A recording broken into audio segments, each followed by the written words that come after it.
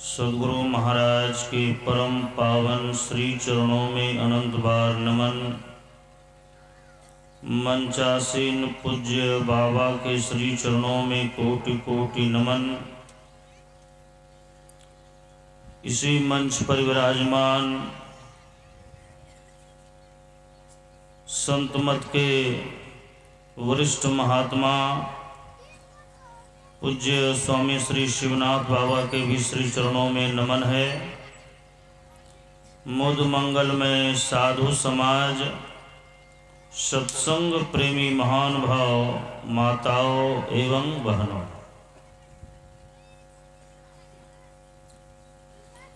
अभी हम लोग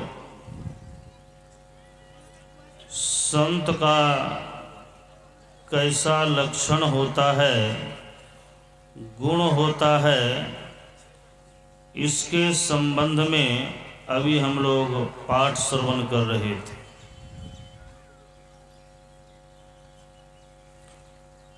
गोस्वामी तुलसीदास जी महाराज रामायण में लिखते हैं, संत हृदय नवनीत समाना, कहा कविन पै कहई न जाना, निज परिताप द्रवई नवनीता, पर दुख द्रवई संत सुपुनीता।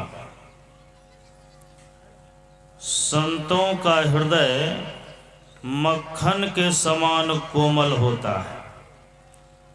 गोस्वामी तुलसीदास जी महाराज बता रहे हैं कि ऐसा कवियों ने कहा है,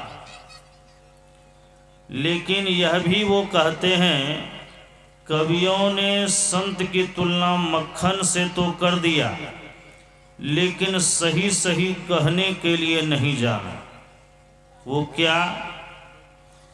मक्खन पर जब सूर्य का ताप पड़ता है, सूर्य की गर्मी पड़ने के कारण कष्ट होता है, दुख होता है और मक्खन दुख के मारे पिघलता है।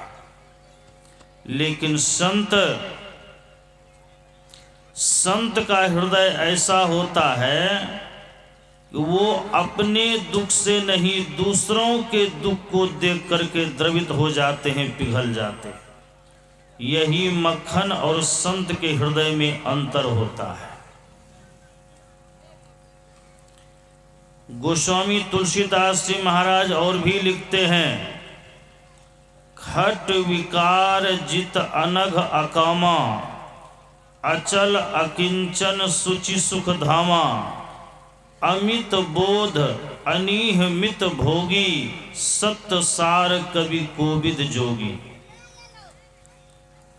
संत वे ही कहलाते हैं जिन्होंने जीते जी खट विकारों पर विजय प्राप्त कर लिया हो, जिनके जो खट विकार के अधिकार में नहीं है, बल्कि जिनके अधिकार में खट विकार रहते हैं, ऐसे जो होते हैं वही संत कहलाते हैं। जिन्होंने काम, क्रोध, लोभ, मोह, मद, मात्सर्य इन खट विकारों के ऊपर विजय प्राप्त कर लिया है, वे ही संत कहलाते हैं। और संत का हृदय, संतों की दूरदृष्टि कैसी होती है, हम आपके अंदर में क्या है, ये वे उसी तरह परख लेते हैं जैसे हम लोग हाट बाजार जाते हैं, मिठाई की दुकान पर जाते हैं, या शीशे की अलमारी में यदि कोई चीज़ रखा हुआ हो तो हम लोग बाहर से ही आसानी से देख लेते हैं। संतों का जो दूरदृष्टि होता है इसी तरह का होता है। हम आप भले ही संसार के लोगों से कुछ छिपा लें, लेकिन संत तो अंतर्यामी होते हैं, दूरदृष्टा होते हैं, उनके नजरों से छिपाना बड़ा ही मुश्किल हो जाता है। जिनके अंदर में अहंकार है, संत अहंकार का नाश करके भक्त को ईश्वर भक्ति की ओर लगाते हैं और संत के प्रति यदि अहंकार हो गया है तो अहंकार का नाश करके अंदर में प्रेम और शांति का भाव जगाते हैं। गुरु नानक देव जी महाराज एक बार अपने एक भक्त के यहाँ पहुँच गए। वह कैसा भक्त था?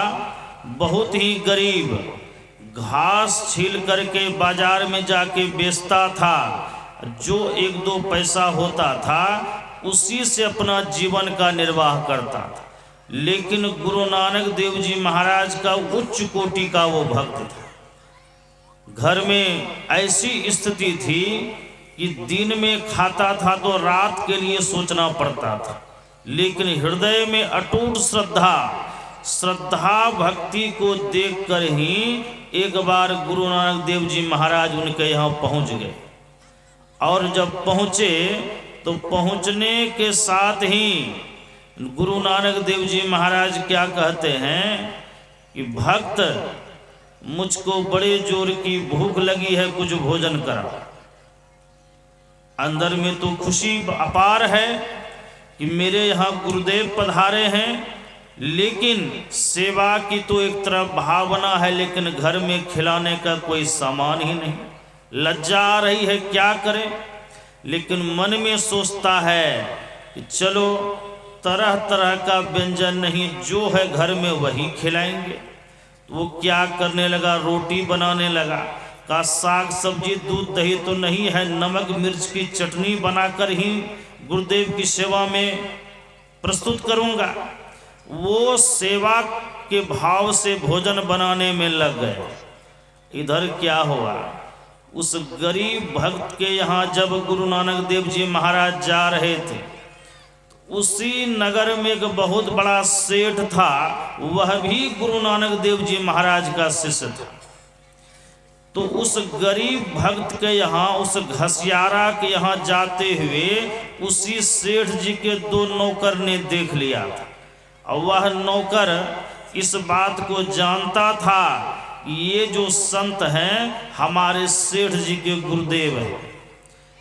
तो चुपचाप जा करके सेठ जी से कह दिया कि आपके गुरुदेव आए हैं। कहा कहाँ हैं? कहा यहाँ नहीं, वो फलाने जो घसियारा है उसी के यहाँ चले गए। सेठ जी मन में सोचते हैं कि गुरुदेव भी पता नहीं कैसे कैसे के यहाँ चले जाते हैं, उनको तो मेरे यहाँ आना चाहिए, मेरे यहाँ उनकी उचित सेवा सत्कार होती, आदर होता, सम्मान होता। उस घसियारा के यहाँ क्या मिलेगा? लेकिन नौकर से कहते हैं जाओ गुरुदेव से कहना कि आकर के मेरे यहाँ भोजन करें। अपने से कहने नहीं आया, फिर नौकर को भेज दिया। नौकर आया और गुरु नानक देव जी महाराज से कहने लगा कि हमारे सेठ जी ने आपको भोजन करने के लिए आमंत्रित किया है। नानक देव जी महाराज सोचते हैं कि है तो मेरा शिष्य, अपने से नहीं आया, नौकर को भेजा। ये बात सत्य है। श्रद्धा भाव जितनी गरीबों में होती है उतना अमीरों में नहीं होती। लेकिन जब आमंत्रित किया, कहा भोजन तो करने जाऊंगा, लेकिन आज उस सेठ को कुछ शिक्षा देना है, अहंकार का नाश करना है। ये सोच ही रहे थे, वो घसियारा भक्त आया और कहने लगा गुरुदेव भोजन तैयार है, देखो तुमने जो भोजन बनाया है एक थाल में रख लो और मेरे साथ चलो। वो घसियारा भी सोचता है पता नहीं गुरुदेव क्या करेंगे, लेकिन आदेश हो गया। थाल में भोजन परोस लिया और चल दिया। चलते चलते सेठ जी के यहाँ पहुँचे। सेठ जी ने देखा कि हमारे गुरुदेव आए हैं, आया, अपने से आदर सत्कार करके ले गया और उच्च सिंहासन पर बिठाया और कहा गुरुदेव भोजन बन करके तैयार है। कहा ठीक है लाओ। एक बड़े से परात में तरह तरह का व्यंजन बना हुआ था, वह बड़ा सा परात ला करके एक बड़े से टेबल पर रख दिया और कहा गुरुदेव भोजन किया जाए। अब तो वो घसियारा सोचने लगा कि तरह तरह का व्यंजन बना हुआ गुरुदेव के पास आ गया, अब ये मेरा भोजन क्या करेंगे, अब तो नहीं करेंगे। लेकिन संत देखिए मन की बात जानने वाले होते। जैसे ही मन में हुआ कि भोजन नहीं करेंगे, उस घसियारा से कहते हैं कि तुम अपनी भी थाली यहाँ बगल में रखो, इसी टेबल पर रखो। प्रसन्नता आ गई, खुशी हो गया, अपने थाल को भी एक टेबल पर रखा। अब एक तरफ सेठ जी के यहाँ का भोजन, अब बगल में उस घसियारा भक्त का भोजन। सेठ तो अहंकार के मारे फूल रहा था। नानक देव जी महाराज क्या करते हैं, थाल से, सेठ जी के थाल से एक रोटी उठाए और उस घसियारा भक्त के भी थाल से एक रोटी उठाए। एक हाथ में रोटी है सेठ का, एक हाथ में रोटी है घसियारा भक्त का, और दोनों को मुट्ठी में पकड़े हुए और देखते ही देखते कस करके दबा दिया। जब दबाए तो क्या हुआ, सेठ के यहाँ की जो बनी हुई रोटी थी, उस रोटी से खून की धारा टप टप करके चूने लगे, और वो गरीब भक्त के यहाँ की जो रोटी थी, उस रोटी से दूध की धारा टप टप चूने लगे। इस दृश्य को सेठ भी देख रहा है, घसियारा भक्त भी देख रहा है। सेठ मन ही मन सोचता है कि मेरे यहाँ की रोटी से खून की बूंद, खून की धारा टपक रही है, और गरीब वो घसियारा के यहाँ की जो रोटी आई है उससे दूध की धारा। नानक देव जी महाराज सेठ से कहते हैं, सेठ तुमने भोजन करने के लिए मुझे बुलाया, लेकिन अहंकार के वशीभूत होकर के तुमने जो रोटी मेरे आगे सेवा में रखा है, ये तुम्हारा निज कमाई नहीं है, चोरी डकैती बेईमानी का कमाया हुआ ये अन्न है, जिसको तुमने अपने खजाने में रखा, और उसी खजाने से, उसी गोदाम से निकाल करके तुमने मेरे सेवा में ये अनाज का रोटी बना करके प्रस्तुत किया है। लेकिन ये घसियारा सुबह से शाम तक मेहनत करता है, जो एक दो पैसा कमाता है, अपने पसीने की कमाई से कमाया हुआ जो अन्न है, उसी का ये रोटी बना के दे रहा है। इसीलिए तुम्हारे रोटी से खून टपक रहा है और इस गरीब भक्त के रोटी से दूध टपक रहा है। अब तुम ही बताओ, मैं खून वाला रोटी खाऊं या दूध वाला रोटी खाऊं? सेठ का अहंकार चूर हो गया, धड़ाम से संत के चरणों में गिर पड़े और कहा कि मुझे क्षमा कर दिया जाए, मैंने अहंकार के वशीभूत होकर के संत की सेवा में त्रुटि कर दिया। तो संत महात्मा लोग शिक्षा देते हैं, लेकिन थोड़ा घुमा फिरा करके दे करके जीव का कल्याण करते हैं। संत की महिमा के बारे में कितना हो कहा जाए कम ही है, ज़्यादा आप लोग पूज्यजनों से सुनेंगे। बोलिए श्री सद्गुरु महाराज की जय।